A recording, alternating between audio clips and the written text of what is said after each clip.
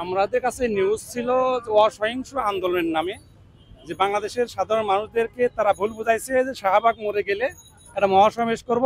এখানে আমরা বিনা সুদে লোন দেওয়ার জন্য আইন পাস করা হবে।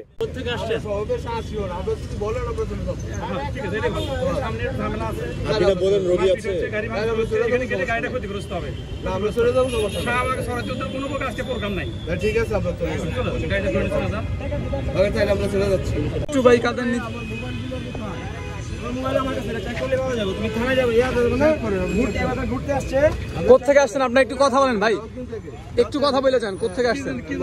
কোথেকে আসছেন? কি জন্য আসছেন? কেন আসছেন? হাসপাতালে গাড়ি নিয়ে কি জন্য আসছেন? কতজন আসছেন হাসপাতালে?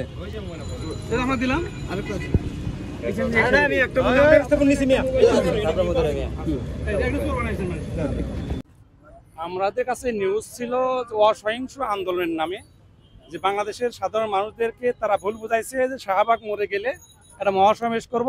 এখানে আমরা বিনা সুদে লোন দেওয়ার জন্য আইন পাস করা হবে এবং এখানে আসলে বিনা সুদে প্রত্যেককে 10,000 থেকে 20,000, 15,000, 1 লক্ষ টাকা বিনা সুদে লোন দেওয়া হবে।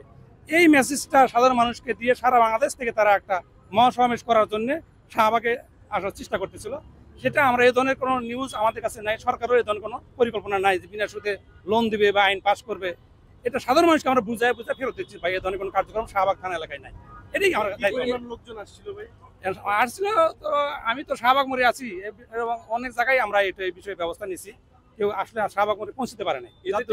নেতৃত্বস্থানীয় লোক এদের কি আপনারা খুঁজে বের করতে পেরেছেন? জি জি, নেতৃস্থানীয় লোক। রাজনৈতিক দলের কিনা সেটা আমার জানা নাই রাজনৈতিক দলের কিনা, কিন্তু এগুলো লোক অ্যারেস্ট আছে। এটা সঠিক তথ্যটা আমার কাছে নাই, এটা তো মিডিয়ার কাছে জানতে পারবেন। আমাদের যে ডিসি মিডিয়া স্যার আছেন তার কাছে সঠিক তথ্যটা আপনারা জানতে পারবেন।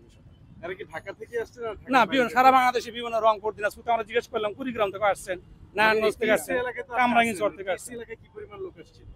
টেস্ট এলাকায় আমি তো আসলাম 10টার দিকে, আমি খন্ড খন্ড করে বাসে বা আসতেছিলাম, আমি ফেরত দিয়ে দিচ্ছি। বাসে যেগুলো আছে 4টে 5টা বাস ফেরত দিচ্ছি। ঠিক আছে।